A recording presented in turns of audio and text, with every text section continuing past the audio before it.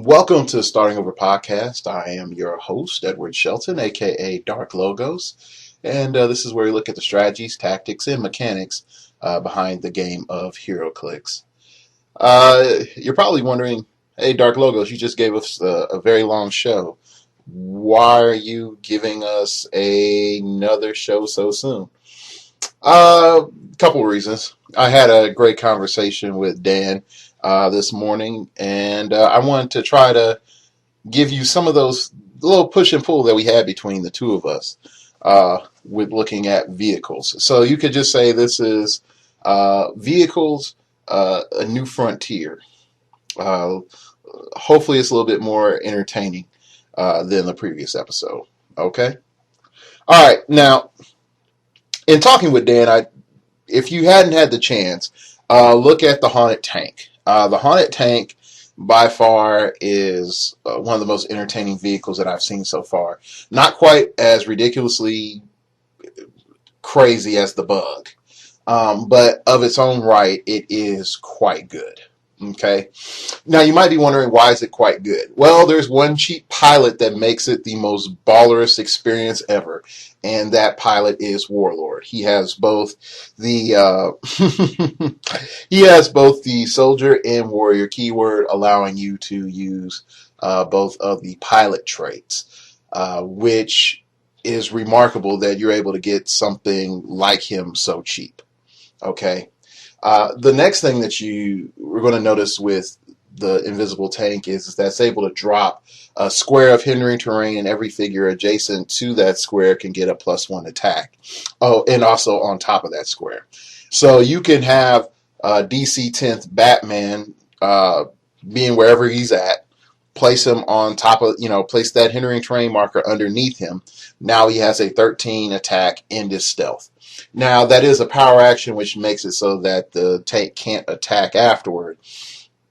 But if you combine it with the other effects, such as figures next to the tank can get toughness with this +1 attack, it makes certain figures a lot more durable, and it offers a lot of support. In a 300-point game, I will point out that I don't think that the tank is quite 300-point meta worthy, maybe 500 and above, when you can afford to dish out the cost to pay for it and the pilot. But overall, I think the tank does have a point in the meta, mainly higher point games more so than lower point games. All right. Let's ignore the fact of crazy regen, penetrating damage, all this other stuff with the tank. Really, we don't even have to think about the tank at all. What I want to introduce to you, and this is where my push and pull with Dan was, and like I said, I'm going to give you that. Thinking of vehicles not as much as just places for me to hide out my guy that's injured, which we can do. That is still on the table. But what we can also do is expand our understanding of just the dimensions and saying, now I have mobile blocking terrain. Take that in for a moment and say it with me. I have mobile blocking terrain. Now, you at first you might be saying to yourself, well, that's sort of stupid because they're just going to shoot my vehicles. Okay, they shoot your vehicle. What are they not shooting? Your main attacker. The best example of this is pretty much the Invisible Jet. The Invisible Jet is a 3x6, and it has phasing, and it can get anywhere on the map that it wants to. So you can have this hypersonic speed attacker going back and forth over the top of the Invisible Jet, take its shot, and run back, get healed up by a 25-point Fast Forces Alfred, and Fast Forces Alfred could heal the Invisible Jet. And if your opponent isn't packing out wit, and it does get that low, the Invisible Jet can use regen. Think about that. Really take that in. Yeah, the Invisible Jet doesn't have any means of damage reduction. It's going to pretty much take everything to the chin. But by having 15 clicks of life, as we talked about in the previous episode, you're going to need to pack, your opponent would have to pack 3 figures with 4 damage. If your opponent only has 2 figures with 4 damage, it doesn't matter how good those figures are. For them to win, they would have to come around, first kill Alfred, and if you place right, and definitely if you're able to pick map, or say, let's rephrase it, they have to kill your figure with support first. If they are unable to commit to doing that, they have 2 choices. They either A, can go off and try to kill the Invisible Jet, which is doable, or B, try to kill off your attacker. But they won't be able to do both. And now I know I am oversimplifying this just for the sake of argument, for us to have a model to go off of. So we have like 3 or 4 attackers are making the Invisible Jet this super offensive cannon beast. I'm not even going to try to go there. Not even going to try to go there. The main reason we're not going to try to go there, we're just trying to keep with a simple philosophy. Hypersonic Speed, Ranger, Invisible Jet, Medic. 300 points. All right.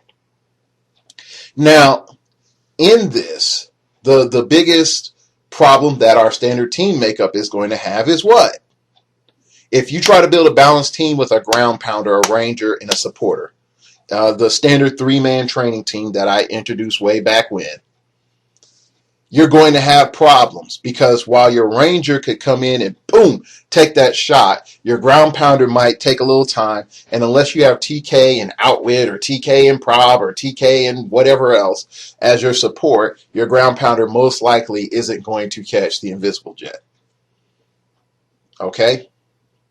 So the Invisible Jet, definitely on its first 5 clicks, we've noticed that's when it's the most wily. That's when you're like, oh my gosh, this is ridiculous. Okay? And on top of that, we also recognize just because of its low defensive values, it's easy to heal. Its entire dial, pretty much its entire dial, you can heal the Invisible Jet with little to no problem. All right? So that ground pounder is, he gets TK'd up, comes in, picks up an object, hits for 6. The ranger hits for 4. So you've done 10. He has I think he's on regen click 1. Let's just say we completely ignore a whole bunch of things. Okay, you get on that regen click 1. Oh, we don't have Outwit. What do we do? Visible Jet rolls for regen. Let's say it being nice. He rolls a 3. So he heals 1.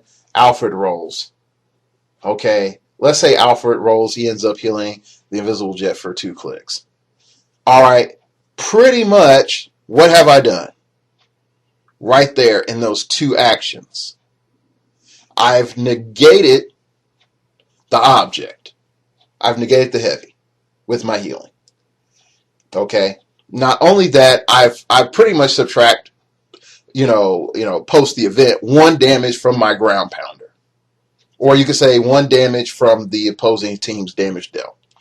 So while the opposing team might still be in the positive, I am slowly but surely negating their damage. All right. Now we're back at a position where it's like, okay, well, here's the ground pounders there. I can roll for breakaway, try to get away. Or I could say Hypersonic Speed, come out, take that pop shot on that ground pounder, or Hypersonic Speed, go and take that pop shot on that ranged attacker, whichever is the most convenient, and then dip back on the other side. So you would say, all right, well, then they shoot again, and they kill off the Invisible Jet. Let's say they get lucky, they push through, get past shape change, all that jazz, boom, it's dead. They've gotten 106. Both of those attackers have 2 tokens. Hypersonic Speed again, kill off the Ranger. Hypersonic Speed, or darn near cripple the melee figure or kill the melee figure. Now you have a game in which your opponent is down to 1 attacker with less, pretty much, how can I put it, with less offensive capability, while you still have your main attacker and a medic. Okay, just let that sink in. Now you might say, well, that's a lot of tempo to give up to sacrifice a 106 figure. This isn't like sacrificing a 35, 50, or even an 80 point figure to gain momentum. You're sacrificing 106 points. But look what type of advantage you have. Your opponent pushed to kill off a major threat. Or sorry, to kill off your mobile blocking terrain. And in pushing to kill off your mobile blocking terrain, they haven't decreased any of your offensive options. You still have the full amount of offensive options that you had before. So you can just go in, take your pot shot, and retreat away back behind a wall. Now your opponent now has to, clear. You clear. They have to reconfigure. Now you have tempo advantage. You can take a follow-up pot shot. Boom, that's it. One of those figures, either range figure or the melee figures down, and then you can maneuver from there. Now, what I want you to see is, what did the Invisible Jet as blocking terrain allow us to do? It allowed us purely in a defensive fashion to block off our opponent from getting line of sight on our main attacker. It allowed us to refortify in new positions. If, let's say, the opposing team decide to blow through walls and then try to flank me with their melee figure, well, the Invisible Jet says, well, this place is unstable. Let's pick up and hidey-ho, go over here, neighbor. What have I done? I've made my opponent waste actions, thus wasting time, thus giving me the advantage. And then also I could say, boom, I flank you. You TK'd up that melee figure. Now I go cut off, separate your melee figure and your range figure from the support piece. And now I have 2, maybe 3 turns to kill the support piece. Now I have advantage and I have tempo. Okay? So I want you to see that, and I want your gears to be working. Now, why do I bring up the Invisible Jet? The Invisible Jet has a ridiculous amount of clicks for its cost, and by far, it's the easiest one to use for, if you say clicks, cost, and space manipulation. It has a ridiculous amount of space that it just blocks up. Okay. Now, note, there are some maps that, just hose it. Such as Bizarre World Map. So you might say to yourself, this doesn't seem as consistently easy to use. Okay. So what do? We take a step back and we look at cop cars. Now, no, most of what I'm saying about the cop cars is, yes, I've been floating around the idea of cop cars doing whatever in 300-point games. Definitely 2 cop cars, and that's Dan's idea. But just bear with me. And this is where the pushback comes in from Dan. Dan's like, it's not a problem if I'm building an aggressive team in the era of the Gauntlet, DC 10th, all these other, DC and Marvel 10th anniversary sets. It's easy for me, add in Gauntlet or what other resource dial or relic to add in extra damage so that I can just overcome high health real easily. And not only that, and once you start going up past 300 points, you can start saying, oh, look, I add in World Breaker. So I get past your shape change, and then I just push World Breaker, and then in 2 hits, it's done. And then I have an Ultra Heavy for me to use, which is your vehicle. You could also say that, hey, once you start dealing with major colossals, that they won't have any problems whatsoever. Go into Golden Age, I KO your figure. Okay, I KO your vehicle, and then I go in nanobots, and I not only do I remove the vehicle from the game as an ultra heavy, I've healed it. So I KO'd you, and I heal off of you. Okay? So there's a bunch of elements that you could come in and say, I can punish you if you fail to use the vehicle properly. But the one thing that's definitive at this point in time is there's no way, unless you have flying hypersonic speed yourself, to say I can get on the other side and easily get a shot in on Alfred. Because again, he has ghetto super senses. He still has a chance to roll a 6. Or I can get in on the other side and hit the primary hypersonic speed attacker. Again, on top of whatever other defenses they get, they still have ghetto super senses, and they can roll 6. So the assault is not easy, and at the same time, you're not guaranteed to hit unless you have some figure like Bullseye or Bullseye Light or Vision. No one really plays Vision from the Gravity feed, I think. And I think there's another figure that's being released here that also ignores super senses.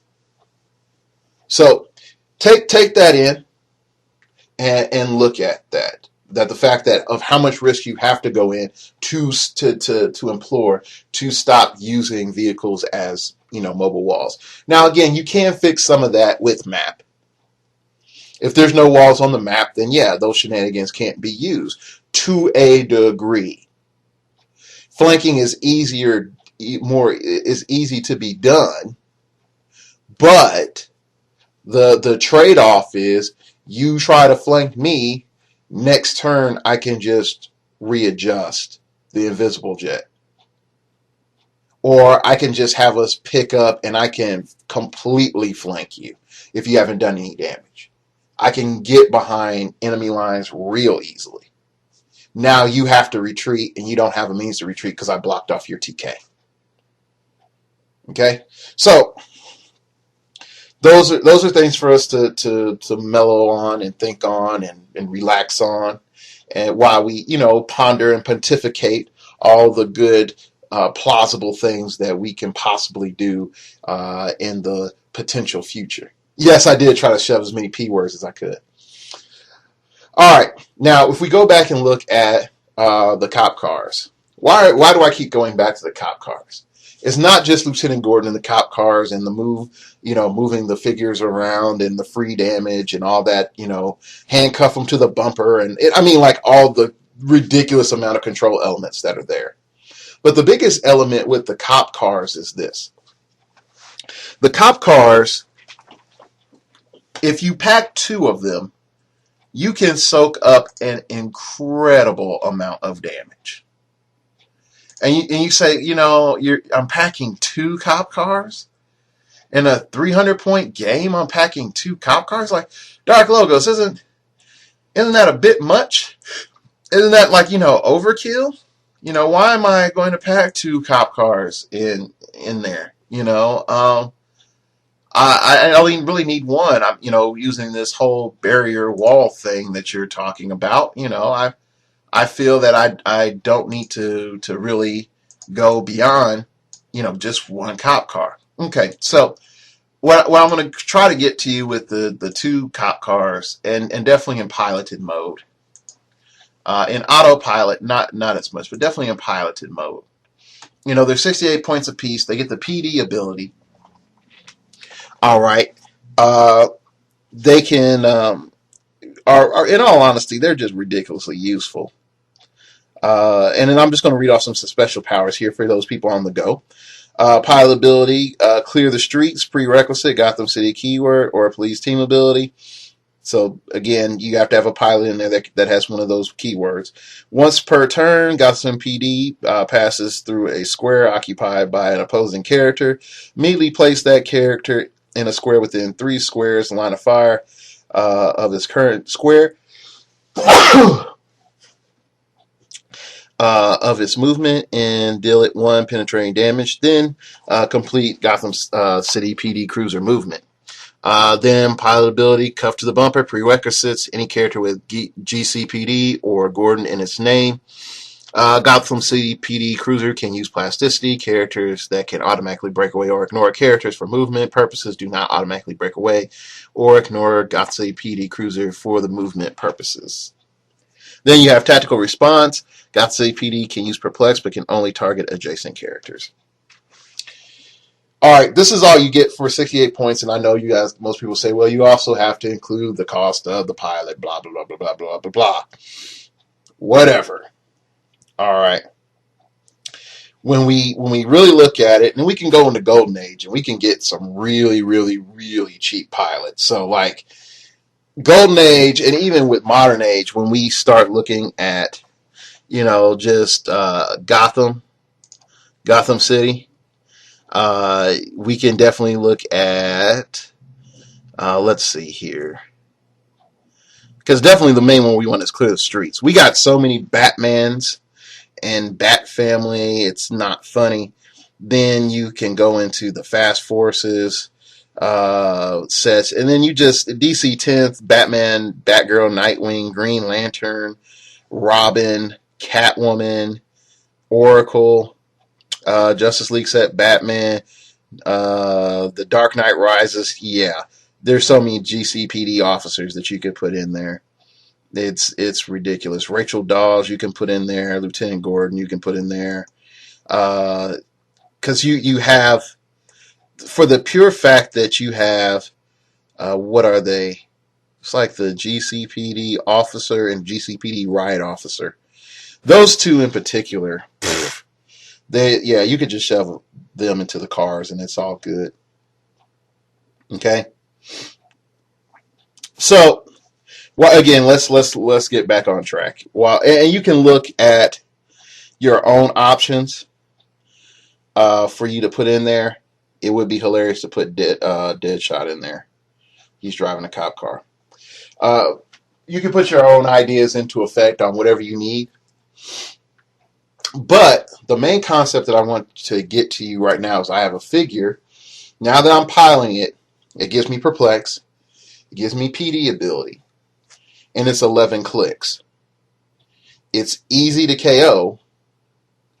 Well, let me phrase that. It's easy to hit. It'll take time to KO. But if I have two of them and they're being driven and I'm clearing the streets, then I can say, hey, guess what, guy? You got 4 damage top loaded. Not anymore. Boom, boom, boom. I ran over you twice. One with one car and one with another car. Now, in the midst of my trip, each of my cars are carrying one figure, one driver, pilot, plus a passenger. Okay, so Gordon is like, I'm hanging on to the back seat. Okay, and boom, I've run him over. I've done what I've done. Now, I've reset up my barricade, and Batman is on one side and Lieutenant Gordon's on the other. And now you can't get a shot on Gordon. You can get a shot on my cop cars, but that's not going to stop the fact that next turn I'm going to clear the streets again. So while you could kill one of the cop cars if you focus fire in 2 turns, if you only had the standard attackers, mind you, the standard 2 attackers, you could kill a cop car in 2 turns. That's 2 turns that you're really hoping that I don't reach your 4 damage person or your high defense person, and that Batman didn't land off a shot. You see what I'm saying? Now you have some problems.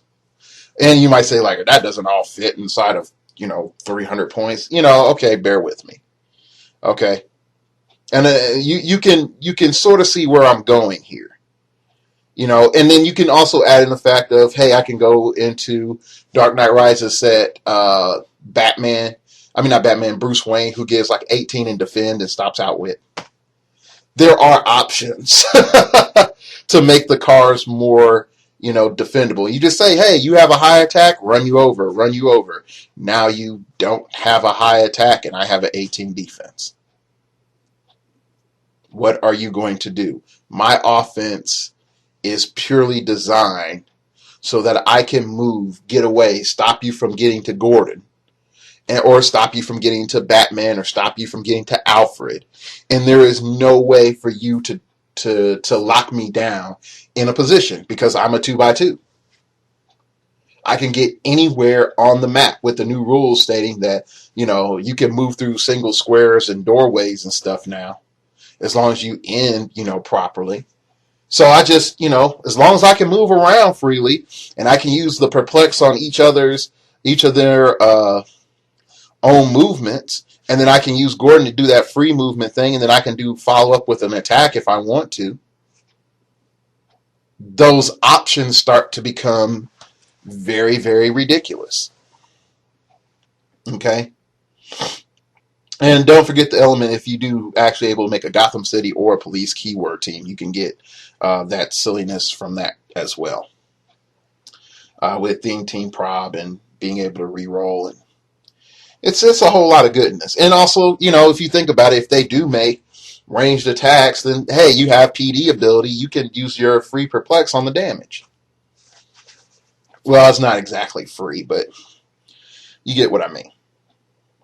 So, formation with 2 cop cars can be ridiculously strong in not only in the right hands, but in the mindset of, hey, my goal is to make it so that you have to exert an extreme amount of effort so that you can eliminate this 68-point figure.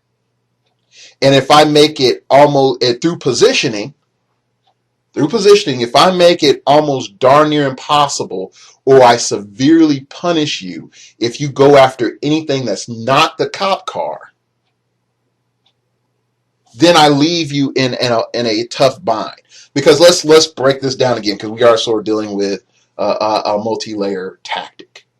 Okay, so 2 cop cars, 2 cheap pilots, Lieutenant Gordon, and we could say Lieutenant Gordon and Alfred, or we could say some other medic. It doesn't even have to be a medic. It can be like a cheap Batman or whatever we want it to be, whatever else we can fit.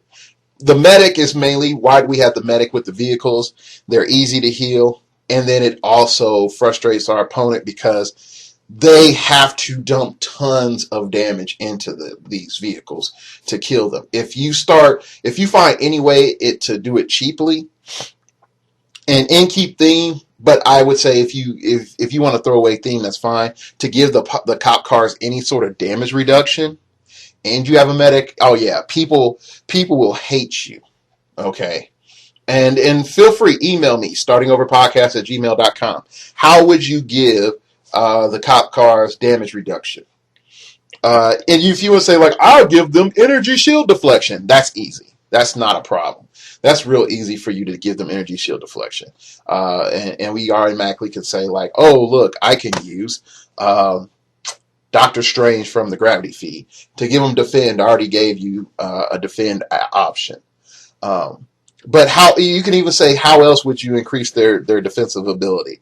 And don't be like, I'll give them an invisible jet. That's a little obvious as well. And then it also starts going into that realm of being impractical. So you can see now, coming back, our 2 cop cars, Lieutenant Gordon, the pilots, and Alfred, 25-point Alfred, that we have a momentous situation in which, yeah, it can be slow, but let's look at it like this. If those cop cars with their free move from Lieutenant Gordon is able to get off, they'll hit the same target, lower down their defense, and then do a follow-up shot, and they decide, okay, well, the 2 police cars are adjacent to each other. We're going to use the perplex on both of their damage, use PD to modify for the range attack, and say, hey, there's your support, gone. Okay? We just shoot that. So your defense is lowered by 1. So now, for all intents and purposes, you can say I have a 10 attack, perplex up each other's damage. They both have 3 damage. Boom. You've taken, 3 damage support figure. And now I've flanked my opponent. So now they have to regroup. Or I split my opponent's army in half where either, I could say like, hey, I have a split using Lieutenant Gordon and the cop cars to separate off the perplex and the prob and the support. And then my army is, I still have army on the other side and attacking the big hitters, making it so that to an extent I form a pincer. A lot of risk involved, and again, and it's not fair to me. I jumped up to like a higher point range, but you have to start to see and think of things like that. That with cop cars, you have the ability to just get wherever you want, form a barricade, do what you need to do, and then move out. You can have in piloted mode or in autopilot mode. Either way, they are ridiculous for just forming blocking terrain. Just not. And again, I don't want you to think tie-up piece, because I'm not really going into tie-up, even though you could with the cuff to the bumper. You could tie up colossals, you could tie up figures with plasticity, you could tie up hypersonic speed. You can do that, but I don't think that is best utilizing of their abilities. All right, so you have a whole lot of other stuff that you could do. Now, all right, I said I was going to give Dan's pushback. Here's Dan's pushback to all of that. Is I can do that. I can bring that high damage, or I can bring mind control. Mind control allows me to say, oh, you hide behind the invisible jet. I fly the invisible jet all the way over here. Now you have no invisible jet. Oh, you were, moving this figure and that figure behind the two cop cars. What happens when I really split up the cop cars, or I use the drive ability to run over one of your figures? Because the pilot is still in there. The pilot is still in there. Regardless of how you look at it, the vehicle has a pilot, and WizKids hasn't ruled that if you mind control that the pilot is no longer included. The pilot is included because the pilot is on the character card. Now the question comes in is, does the pilot's points count toward the value of the vehicle since they are on the character card? My assumption is no, because feats never did count towards mind control. Okay?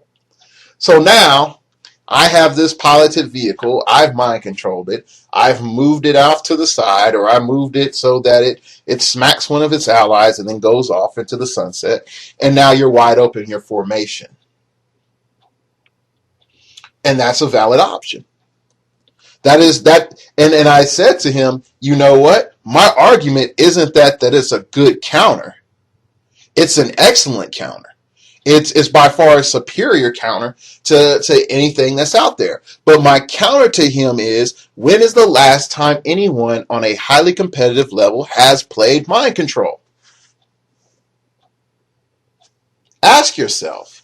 Now, you could be that guy or girl that's like, yeah, I use mind control all the time. You're an anomaly. And I would say that when I was starting to gain adequate skill in the game, I was using mind control because I didn't have the figures, and I knew my opponents were bringing the high level figures, and them bringing the high level figures, I already knew that if I mind control their high level figures, I could do lots of damage to them. But then at that same time, we had like Ultimate's Professor X.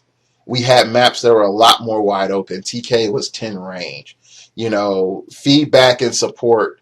Well, actually, support was better. And then you also have the situation where feedback, I think it was slightly different, but not much different. I'm not quite sure. Feedback had a minor change. And I forgot what it was to what it is now. I forgot what it was previously. But anyway, all things considered, when you look at all that combined of mind control plus your feedback damage, plus I have to have something to make sure that I can deal with the feedback. You're only looking at maybe one or two options in the meta that I could think of off the top of my head. Uh, the first option is the really cheap empath, and the other option is Professor X from GSX.